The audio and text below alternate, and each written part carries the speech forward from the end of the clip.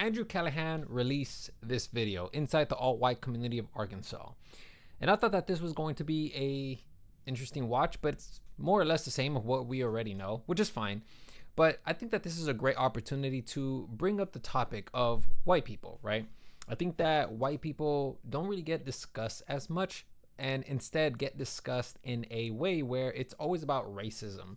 And I kind of want to just kind of turn the page a little and just explore more about what it means to be white in this country. All right, so one thing that we have to absolutely get established is that these guys are potential white supremacists. It's not that I want to call them that, it's just that their actions are giving us that impression. And I'll show you how. I mean, I do have Mein Kampf, but I think that's just historically relevant. Who wrote that one? Mein Kampf? Yeah. Hitler. Oh, shit. He's sort of the central villain of the 20th century. So if you don't understand what he thought, then you're, again, missing a big piece of history. Did he make mistakes? I believe so. What do you think the biggest mistake was? Invading the Sudetenland. None of the other stuff. The other stuff? Well, it depends on what you mean. Just like the Holocaust and everything. Holocaust? I don't know about all that. Everybody. See, that's exactly what I'm talking about. Okay, you can say that, yes, Hitler made a mistake trying to invade Russia and all of that. You can say that, all right? But when they ask you, what about the Holocaust? If you respond with, I don't know about that, what do you think we're supposed to think? Eric Orwell has stated multiple times that he doesn't see himself as racist. He just wants to build a community of whites only. My dude, like when you're saying stuff like that, how are we not supposed to walk away thinking, yeah, you know what, these guys are probably white supremacists? And just in case anybody's on the border of wanting to accept white supremacy as a philosophy, I just want to let you guys know that it's a lie. Hitler was literally eliminating other white folks, and he called them Slavs. He kept saying that Slavs were absolutely the worst type of human possible, that he didn't even see them as human, they were subhuman. And a lot of these Slavs, they have colored hair, blue eyes, fair skin. These were white folks. They were Eastern white folks, but he saw them as inferior. Jews were the most discriminated against, and then of course, second comes in Slavs. So white folks were being eliminated under Hitler. Remember that. And it's kind of what I'm talking about when I say that we can explore this landscape of what it means to be white, because I've already watched this documentary, and my impression after watching it all, I thought that these white folks in these videos that were featured in these videos had no idea who they really were, and were desperately trying to grasp at their heritage, at their lost heritage and tradition, and they wanted to bring it back. But let's continue forward. Everybody thinks Genghis Khan is cool and he killed more people than Hitler. The question is like how fast that will take for Hitler to be as cool as Genghis Khan. I don't know. Total brown Gorper victory. How can I not walk away having an impression of these guys? You know? Okay, so now this is a fascinating discussion to have, because I have been exploring this for some time now, but let's set the stage for what we're going to discuss. Can Greeks live here? They're European. How about Central Asian Caucasians? They're not European. But the Caucasus Mountains, Caucasian ancestral birthplace, is technically in Central Asia. Is it? Mm-hmm. You know, some Italian Americans, like in Staten Island, think they're not white. Oh, They say, I'm not white, I'm Italian. Yeah. And that has a lot to do with the historical uses of the term white. For legal reasons, I believe Italians and Irish were actually always considered white. Thank you. All right, so let's discuss that particular aspect of this video, because I think that that's the most important. And I think that not a lot of people really discuss it because, well, everyone's considered white. So they don't really talk about the experiences that different white people have to experience. So there's a reason why Andrew asked this question, to determine if Greeks or any other ethnicity were allowed in this village. And that's mainly because some of these folks, and I emphasize some of these folks, because generally most of these people see themselves as white, but some of them, such as Italians, Greeks, Spaniards, Portuguese, and then people from the Caucasus Mountains, don't really see themselves as white. And that's kind of one of the aspects that I want to explore about being white, as well as the aspect of what it means to be white. So first, let's go ahead and touch up on some of these folks that don't see themselves as white. So let me show you guys some examples. This person as well, you know, when someone says I'm white, but I'm Greek, you know, like they're trying to draw that dichotomy there, you know? And if you take a look at this, clearly from an American point of view, you would say that, yeah, this is white. Okay, so this is one of the videos that I remember when I was looking this up, where I saw this woman This is her who replied to this person's comment section. And this is what she typed. I'm not white. I'm Greek, and my dad's a cop, so it works for me. And I'm sure that if you're white or if you're black, you're probably rolling your eyes looking at her, thinking to yourself, you're from Greece. You're white. This is another woman that's making the argument that Italians and Greeks are, it's a lot more complex than just calling them whites. So just take a listen to just a little bit of this. Do you realize Italian and Greeks are white? Well, honey bunny, things are not that simple, okay? These racial categorizations that we use, like current day, this modern day racial buckets that we put everybody in, only came to be in the 19th century, so the 1800s. There's actually a really interesting picture, like it's an old drawing from the St. Louis World's Fair that kind of puts out these racial categorizations in very easy terms. And if you go into her comment section, you can see that some people are making the argument, we are Mediterranean, it's truly our own category. Some people are saying, nah, we are white. Other people prefer the term spicy white. I feel like spicy, no offense to like the Hispanic whites, but I feel like this term would probably apply more to them than it would to like, you know, a Southern Italian. This person apparently is Italian. My mother's family was called black. They are Sicilian. This person here, a lot of Americans have a really hard time understanding this. I thought Italians were considered Latinos. This is a very common one, although it's not articulated in this way. So if you guys don't know, there was this anti-Greek riot in South Omaha in Nebraska about 100 years ago, back in 1909. And these are some of the details. So let me read it for you guys, okay? So while specific details on a major anti-Greek riot in South Omaha aren't immediately prominent in general searches, South Omaha historically saw significant racial tensions and ethnic conflict, particularly involving new immigrant groups, including Southern and Eastern Europeans like Greeks and African Americans. So just for context, there was an anti-Greek riot here, and a lot of the Anglo-Americans of this time ran all of these Greeks out of this town or city. It was probably most likely a town, but they ran them out of town because obviously these guys were different. They weren't white. So you can see that Greeks were definitely discriminated against. And what's very interesting about this, and this is kind of what I'm talking about when I say that, you know, Greeks are considered white. All of these folks are considered white that used to be discriminated against. The reason why that's a problem is because it's like this AI stated, the specific details on a major anti-Greek riot aren't immediately prominent in general searches. And the reason for that is because Greeks are white. They're considered white. And so oftentimes when you search up anything relating to these very specific ethnic groups of white folks, you won't exactly find anything on them. Like for instance, how many of you guys knew that Italians were lynched back in the day? If you don't know about it, I don't blame you. And by the way, it wasn't just the New Orleans lynchings that occurred. There were many other ones that you guys probably don't know of that were so much more low key.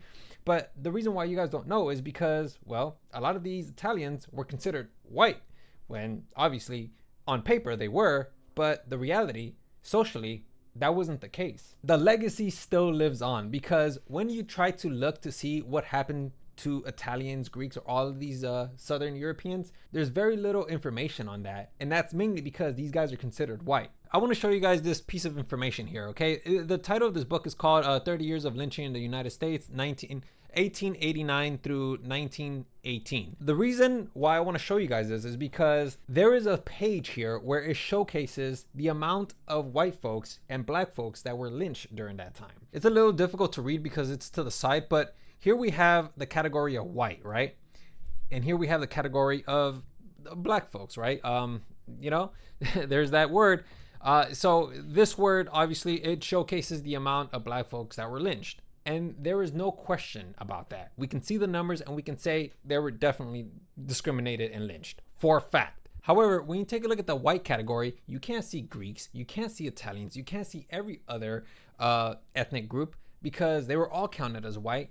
And when that happens, you can't see whether these guys were discriminated or not. And that's the problem because in order for you to determine whether Italians and Greeks and Spaniards and all of these guys were discriminated against, you would have to dig deep to find all of this information. And this information isn't readily available because as that AI suggested, it's very difficult to find that information. And you want to know what the scary part about all of this is? That there are probably events and other stuff that you probably don't even know of that you will probably never know because they either whitewashed it or completely eliminated it from existence. Now, this has nothing to do with my point, but I just want to show you guys the level of discrimination that existed back then, okay? These were the wages that they were paying to black folks, white folks, and Italians. You see that there's 3 categories. White folks were getting paid $1.30, while black folks were getting paid $1.25, which, by the way, this is minimum. And then Italians were paid the lowest, $1.15. They were getting paid lower than black folks. This is your history. Your history, Italians, Greeks, Spaniards, all of you guys, this is your history. Although Spaniards, this is kind of like a gray area there, because these guys, like, you know, they practically invaded like almost all of America. And then of course the Portuguese, they invaded, you know, what's now known as Brazil. I mean, it doesn't change the fact that, you know, those folks were still discriminated to some degree. I don't know, man. It's just it's like a lot of gray area. But regardless, though, look at this, man. This is your history. And this is kind of what I'm talking about when I say that they don't feel socially white, because even though they might get confused for Hispanics, we still have folks who do look white aesthetically. They will negate that and say, you are white. Stop fucking saying that you're not white, because you are. This is what I'm talking about. Watch. In my experience, because I live in an area with a lot of Italian Americans, it's almost universally the Sicilians or people from like the very southernmost points of Italy that make comments like that, because they're tan or they have a Mediterranean skin tone, like not white like I am. Like, I'm Irish American. The amount of shit comments like this that I see from people like that, it's like, you're tan. That doesn't make you not white, okay? Like, get over yourself.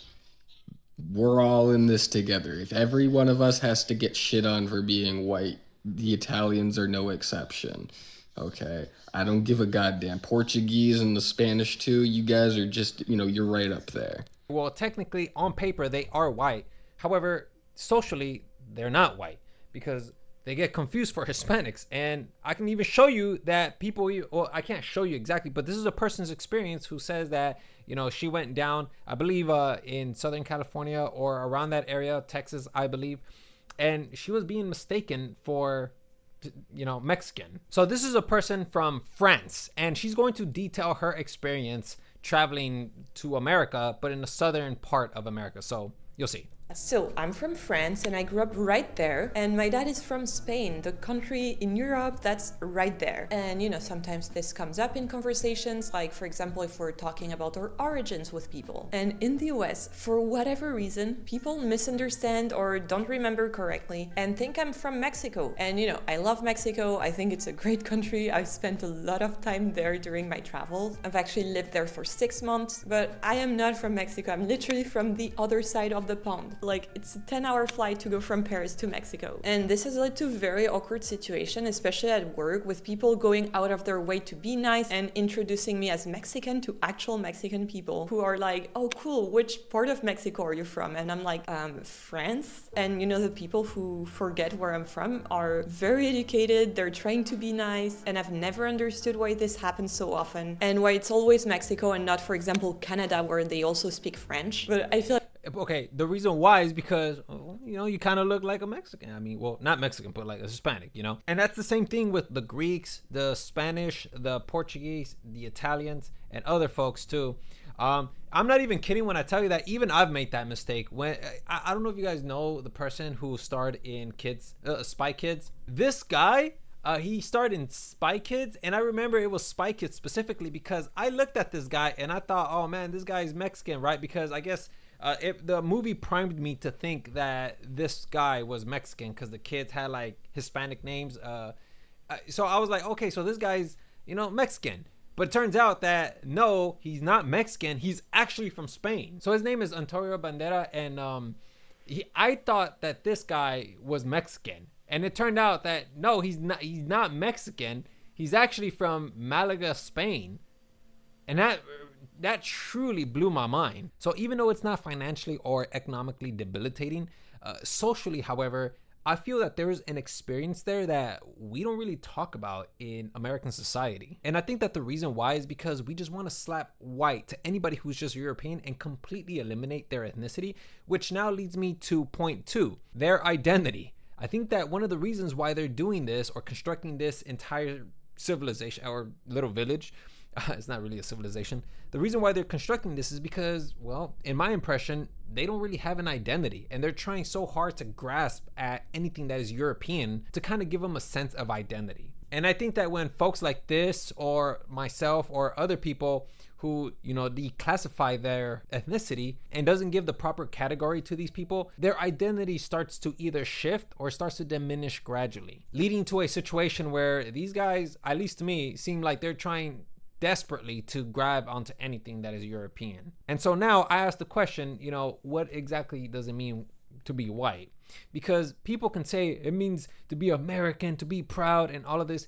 Yeah, but the thing is that if Eric is so proud of being an American, why does he desperately want to practice cultural elements from Europe? And I think that it's also important to remember that, American whites created this label. They created the label white. And guess what? Eric, he still wants to perpetuate that idea. When you perpetuate that idea of being white, you lose your heritage, you lose your identity, because you identify as this generic term, white. And that's what Arva is. I hate to say it, bro, but you're an American. You're no longer a European. And listen, I can go on and on and on, and trust me when I tell you, this video was 30 minutes long, but I had to cut it down to only 15 because there was just way too much detail that I really wanted to share with you guys, but I don't want to make a video that's gonna bore you guys, so because I don't know if this video is gonna be interesting.